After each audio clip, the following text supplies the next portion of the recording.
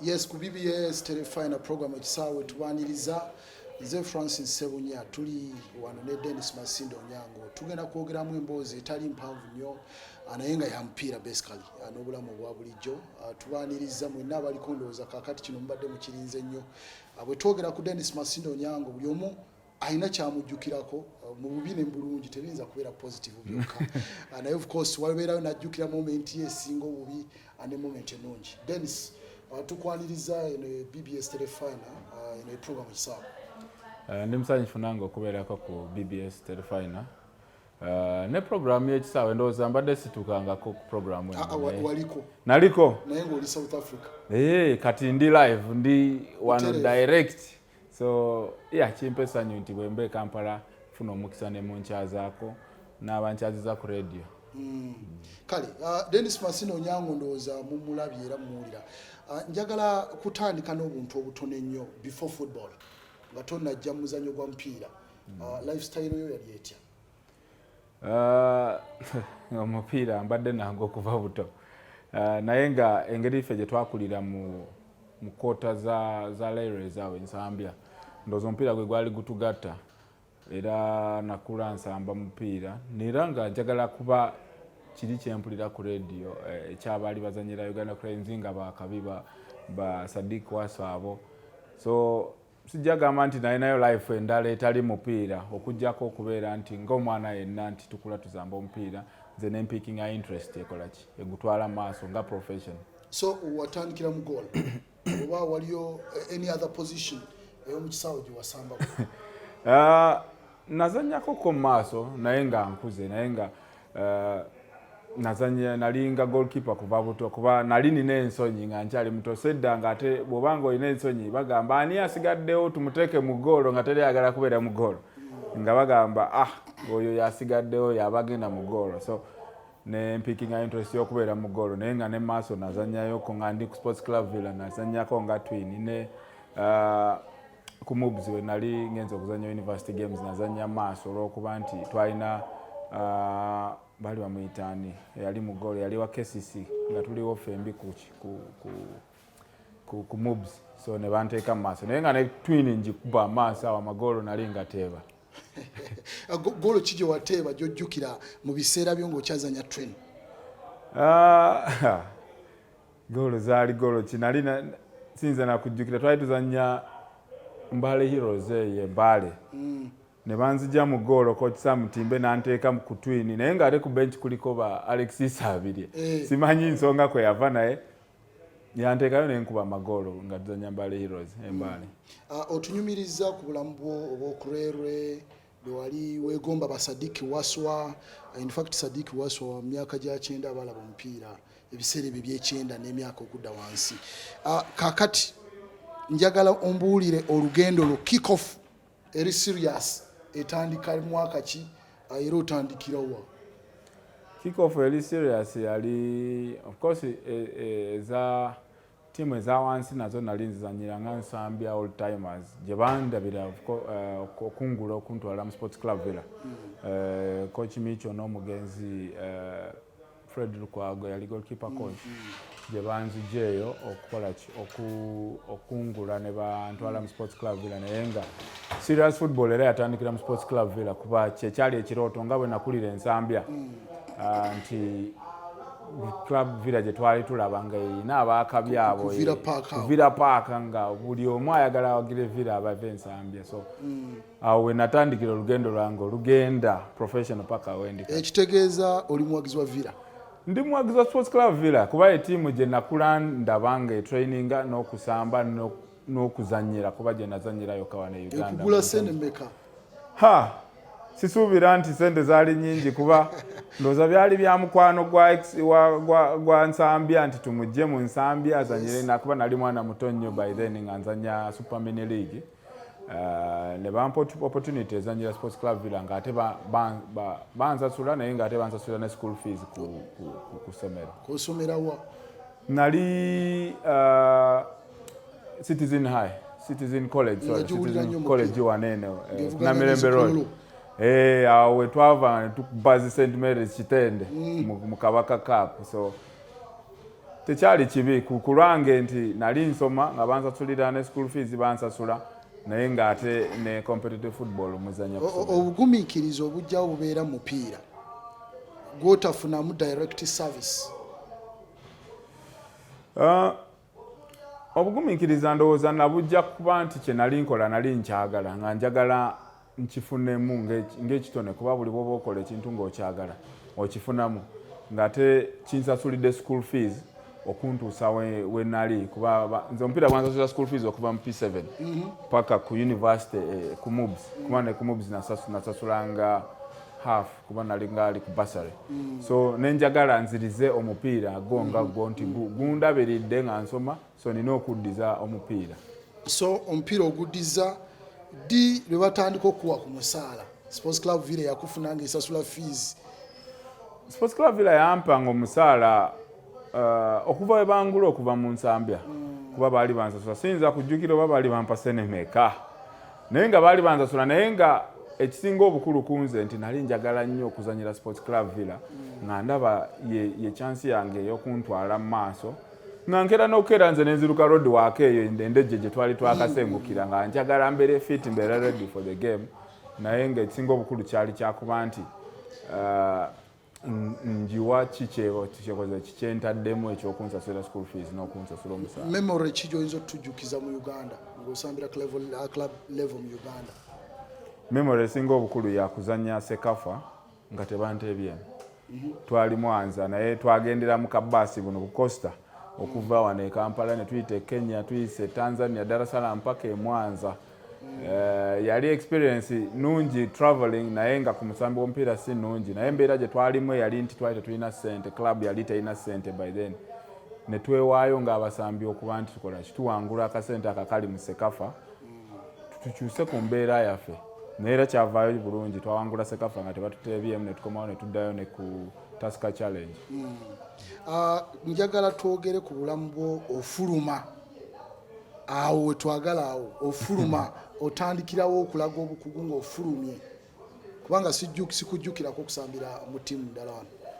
No, nava era mu Sports Club Villa okugenda mu St George naye era waliwo akavuyo era nga obimanyi nti olumu oteekawo embeera nga yeyinza okukuyamba okugenda ku kikyoyagala oba ekiddako kuba Sports Club Villa yali yagala kuntunda mu Young Africans e Tanzania nenfuna opportunity ate egenda mu St George naye embeera eyo yonna yavaawo nti Micho yali yangula okuva ku nsambi okunziza ku Sports Club Villa nampa omukisa kuba tekyali kyangu nga oli bwalowooza nti najja buzimu Sports Club Villa nentandika okuzannya nakoleramu ensobi nga goalkeeper yenna national team under 23 nakivubo oli ayinza okujjukira backpass gye bampa negumpitako negunywa naye Micho ye yanzikiririzaamu n'agamba nze nkulabyemu talent olina okusigala ng'ozanya omupiira so nenjagala nzirize Micho ebanga ekirabo ekyokumusambira omupiira olwa kiri kye yankolera nga nkyali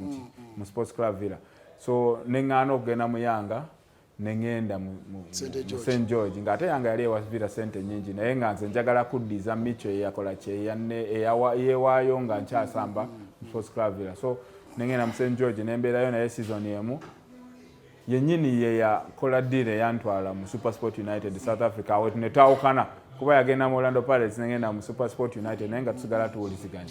Osambidde Ethiopia, osambidde South Africa, Asigo wasooka okusambira South Africa ojjukira goalkeeper eyaliyo Postnet Omoni. Ebyafo byonna ebya Postnet Omoni obiyiseeko byakole South Africa tujja kati okoze ekyafaayo ekyokusavinga penalties 5 eziri mu penalty shootouts kuba kipe yasembo kikola ya saving game mu open play na saving endala ennyeri ng'okikoledde wali wokka moment eyo yakuyisa etya?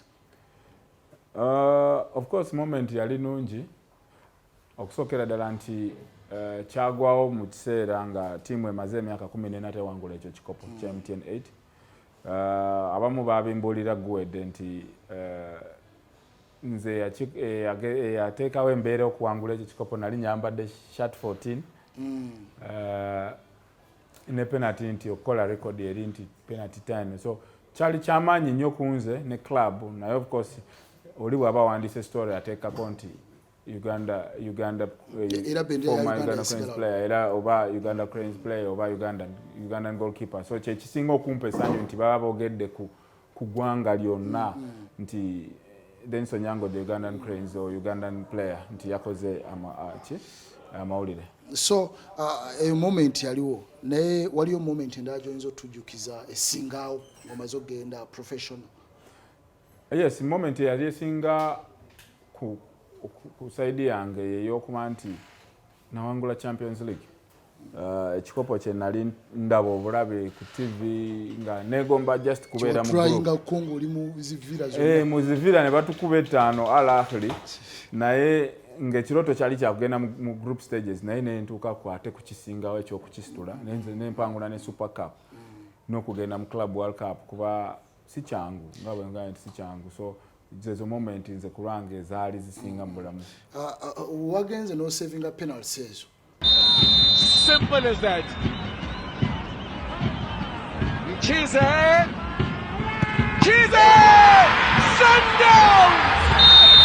Sundowns! Finally! Debate eri kwano ku nkubo za Uganda mu katale bonna baga nti Onyango n'atuvaamu n'ava ku ttiimu y'eggwanga. Oyinayo ekirooto kyonna ekyokurebounding odde ku ttiimu y'eggwanga kubanga tulabye abasambi abadde ab'amaanyi mupiira abakomye ku ttiimu z'eggwanga Zidane wamulaba ng'addayo ku Bufaransa ate n'addamu n'aperforminga nalaba wano Poland Scholes ng'adda ku Man United era n'aperforminga era ffe tukulaba ng'omuntu asobola okudda nno olw'ekisa kyo ky'olina ku ttiimu y'eggwanga tukulaba ng'ayagala okudda. Nze nina okukuma omutindo nga gukyali waggulu kuba nga bwe ngambye nti mba ndi presentinga ggwanga nange nganze n'abantu abaneetoolodde naye national team ndowooza nti essaawa eno okola bulungi erina goalkeeping department ento egezaako okuzimbibwa for the future ng'ate naffe twafuna omukisa bwe tutyo ne tujja mu ranks ezo nga tuli bato ne tutuuka we tutuuse. Okudda buli omu ayinza okwagala okudda naye ndowooza nti bwe bali mikono mituufu clean sheet nnya mipiira ena bwe twongerako clean sheet ya leero ndowooza nti wagibaze dda. Yes, tulina okufuna clean sheet kuba national team ebadde eyimiriddewo ku zi clean sheet sifa abateebe nnyo naye bwe tuba tebatuteebye tufuna chance nga tiimu yonna ne tuteeba so ndowooza nti tiimu eri mikono mituufu essaawa eno bwanaabaawo ekikyuse sikiraba naye maaso awo ndowooza nti tiimu eri mikono mituufu. Interview yo emu gye wakola ku radio Central Broadcasting Services Chabasa waliwo ekibuuzo era kyenjagala okuddamu nkubuuze bw'oba tokomye okutimya ggwanga otuuse mu retirement mupiira ogumaze tokomye okutimya eggwanga would you go for coaching would you go for administration kikyojja okugendako oba ogenda kubivaako ebyomupiira obiviireko ddala?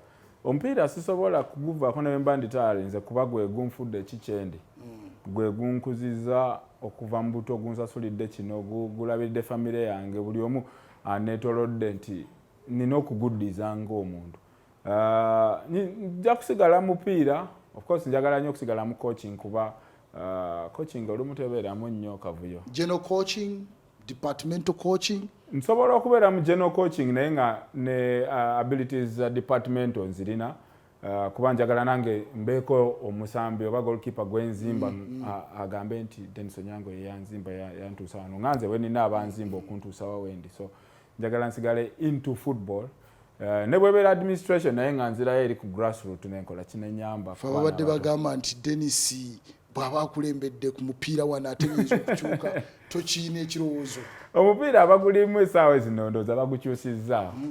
Of course buli regime ejja n'ekyayo nebaako nekyezimba ettaffaali lyeyongerako opportunity bwebezze of course nga nina abanjagaliza okubeera mu eyo entebe ebyo tuba tujja kubirowoozaako oluvannyuma naye at the moment nze ekindi ku bwongo kusigala into football kuyamba baana bato to develop. Kulabye baana abato nakulabye nga ambassador abaana abagende e Spain enteekateeka eryeti eyo kubanga abantu beebuuza bagenda Spain kola ki? Bagenda Spain kusigalayo just by trials balina academy Spain biki bye mupanga eyo? Enteekateeka eriwo ya kuyamba baana, of course si bato nnyo nti ba academy abasinga bagenda kubajja mu club ennene za Premier League, bafune tiimu emwe eyinza okuba nga national team something like that, bagende Spain bazanye mu tournament erudde nga bagitegeka naye olwa covid restrictions nti tiimu ebadde tesobola kutambula. Nze ndiwo nga advisor to guide the young ones, yes, okulaba nti ebintu babikola mu ngeri ennungi, kuba abamu ababirimu si bantu nnyo ba mupiira naye baagaliza ekintu ky'omupiira n'abaana kuba twagala abaana bagendeko e Europe. Tomanya wayinza okulabayo omu oba babiri ne basigalayo ne basamba omupiira. Olumu ligi yaffe bayinza okuba tebagiraba nnyo olw'okuba nti oba teri ku TVs ennene nnyo, naye ne bamulabira ku tournament ng'eyo ne bagamba katumesigaze. So kiba kirungi nnyo okulaba nti Uganda Tourism Board yazze nekola kineyamba ku sponsorship, so ejja kubanga nayo ebaako nekyekola okulaba ng'etumbula Uganda kuba tugendayo nga bannayuganda at the end of the day. So ye gundi eriwo, abaana bagenda mu January, ndowooza nti bijja kuba biseera bya AFCON nga waliwo break, bagende bagezeeko nabo okwenoonyeza bright future. Nzijukira abazanyi baffe abadde wano ba Edgar Watson, Ande Mwesigwa n'abalala bwe bamaze omupiira nno bataddewo platform ey'abaana abato, tusuubireyo Onyanga Academy oba erinnya eddala lyonna nga kikulembeddwamu Onyango. Kirungi nnyo nti ba Edgar batandikawo gundi bwetyo kuba kiraga nti baagala kuzimba ba Edgar abalala, ba Ande Mwesigwa abalala. Nkirowoozaako nange nkyanoonya aba partners, ne sponsorship of course toyinza kikwatamu bw'omu kubanga football is a very expensive sport. Oba olina okulabirira abaana abo kubalaba nti balina facilities. Sponsor asooka omuyina visual ogiyina BBS weri kasi okitandika ebeerawo CBS FM weri kati noonya bakasente, kati onoonya bakasente, abakasente abo bakoleki banyambeko okunoonya new talent mu ggwanga kuba olumu talent tuyinza okuba nga tuzirina naye ne tutafuna opportunity. Kuba ffe twafuna opportunity nti nali ku Friends of Football ngedi sponsored by Coca-Cola, by then nga bateekawo tournament za Friends of Football na Kivubo. Abasinga mwe baatulabira ne tugenda maaso n'omupiira, so bwe mba nfunye opportunity eya sponsorship ne bankwatirako and we build something that can help abaana okulaga ebitone byabwe. Njagala nga tumaliriza twogere ku timu y'eggwanga the Uganda Cranes. Moment eyaliwo nga 8 November 2012 ogijjukira?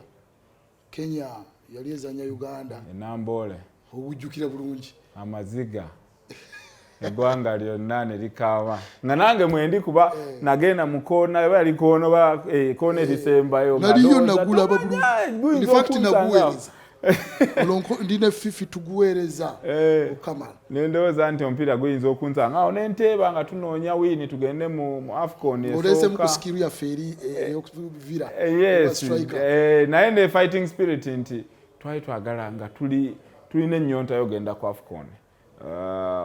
Kenya netudinaye nga chance eyo. So for that moment awo bosinzira tunyumize ku mupiira gwayo. Of course kati gulimu enjawulo nti it's not the last game tulinayo omupiira ogusembayo ne Mali naye nga it's a must win for us.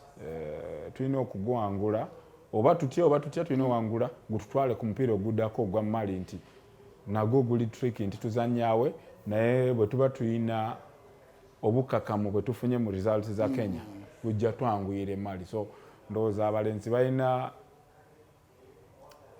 experience emala okulaba nga bawangula omupiira gwa Kenya gugenda ba muzibu kuba tuzanya baneiba baffe tebalina kiryawo kyemanyi kyebagoba naye pride olumu pride pushinga nga bwe twazanya Rwanda ne tugumanya nti eyo ogwo tugumaze naye nga tuwangudde ne battle eri ya pride.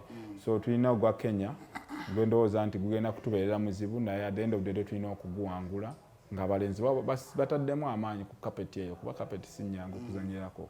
So mbagaliza buwanguzi bwokka, nja kubeerayo ng'era bulijjo mbawagire kuba kati nafuuka muwagizi wa Uganda Cranes nambeemu tulabe nga tiimu egenda mupiira oguddako ng'erina positive results. Lastly ekisembayo otuveewo ozanye emyaka mingi mu mupiira gwa Uganda both locally internationally ne ku tiimu y'eggwanga yennyini njagala onnondereyo abasambi 11 nti okuva lwe natandika okukwata goolu ya Uganda bano abasambi bano ne mu goolo okkirizibwa okuteekamu omusambi n'ogamba nga gwe wejjeeko katugeze gwe kooti wa tiimu eyo nti bano bo nakola nabo basambi 11 yange esooka bangi nja kulekayo abamu ng'ate bankolera kye bankolera ng'ate ne banyiiga tukukkiriza bangi nze kubulira bwe naalondamu abamu bajja lowooza mbasosodde awo oba weetiiridde seetiiridde naye olumu mupiira olina okubeera nga katukijje ku 11 one of the best players bozanye nabo one of the best players Ibrahim Sekaja yes yali defender a leader muntu w'abantu nga accommodatinga buli omu kuba be bamu abasooka okutukola ki okutuwelcominga ku national team nga he plays overseas naye nga abeererawo buli omu bw'oba olina ekizibu ajja n'akuyamba n'akubulira nti okola bwotera on and off the field kuba that's leadership olina okulembera mu buli mbeera ng'olumu tebiba birungi tebiba byangu naye nga abeerawo n'akola ki n'atambula olugendo someone to come from Europe to come play ku national team ng'ate muntu w'abantu it's not easy kuba it's a long distance batambula hours nyingi so y'omu ku basambi beenenyumirizamu nze nganze okuzanya nabo ku national team of course nina Ande Mwesigwa Simon Masaba kuba yate tukumya ne relationship yaffe kuba ku club sports club Villa to national team paka kati is a coach ng'ate nze nkyali musambi naye tusigadde tukyali mu environment ya brotherhood n'okuba nga tulina kye tweyigirako kuba ayinza oba mu coaching nga ndi mtu playing naye nga alina kyandabirako n'akiwa ttiimu ye oba nange nina kyendaba ku ttiimu yange ne nkimubulira nti ffe tukikola bwe tuti ku club musatu eyo waliyo Walusimbi Godfrey Jajawalo nandigambye ne strike zito naye saazanya naye ebbanga panvu ng'ate Jajawalo yasikira ne strike zito ate nenzanya naye ebbanga panvu naye nga buli omu alina qualities ezize nti bw'aba n'omupiira defensively oba attacking alina kyayinza okukola Hassan Waswa Makati kuba yali Mawanda Biruma Hassan Waswa Biruma kuba yali asobola ozanya Makati n'azanya ne mu center back so si kyangu kusanga musambe bw'atyo ng'asobola okukola yes nga tulinamu ne David Obua midfield David Obua naye nze mu wingi nayagalanga nnyo Dan Wagaluka kubanga ku size ye ng'addusa asala adefendinga alwana byonna ng'abikola oba kukwata maaso n'akukwata maaso Dan Wagaluka yali something else mupiira lwakuba nti embeera teyamugendera bulungi omupiira n'akola ki n'atagenda ku AFCON mu biseera bye twagendamu ku AFCON ku twini nja kuteekayo Geoffrey Massa kuba be bamu ku be nasambako Geoffrey Massa wakamenya ba captains basatu kati ba captains basatu naye nga ekisinga obukulu mupiira buli omu kubeera captain bwe mubanga mwenna muli ba captain mu kisaawe buli kimu kyangu kuba muba bakulembeze mu goolo nja kuteekayo Dennis Onyango kuba gwe mbadde naye ebbanga lyonna gunto amulaba gwe nagambye da Postnet Omondi Postnet namulaba kubanga be bamu ku banfuula Kikyendi Postnet namusanga ku Sports Club Villa ne mu kugenda South Africa yali influential nnyo kuba ye yayogera ne agent eyantwala nga bali ne Micho naye era okutuuka eri be bamu ku bambuulira ensi bwetambula embeera bwekola in South Africa era ne kati tukyali ba mukwano oba ba Luganda kuba is into coaching naye nga so be basambi abo beba basambi kale neyanzeege webalina kujjako ku BBS Telefinal bulijjo tukufuna ku Skype what this time around tuli live obubaka obusembayo eri abanamupiira abakuwagira okusookera ddala nja kubeebaza emyaka gyonna gye bampagidde nga ndi ku Uganda Cranes mu bulungi ne mu bubi kuba olumu nali sikola bulungi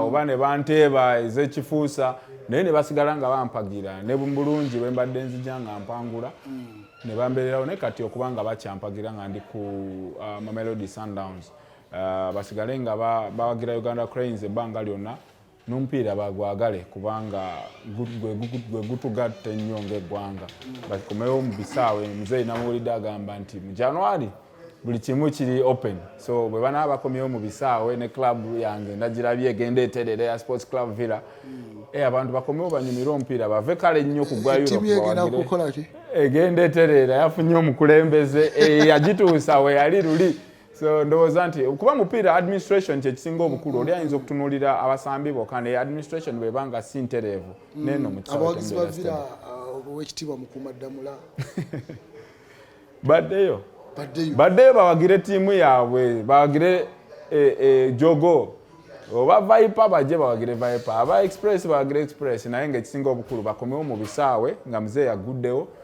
bawagire tiimu zaabwe tuddeyo ku mupiira nga guli competitive club level.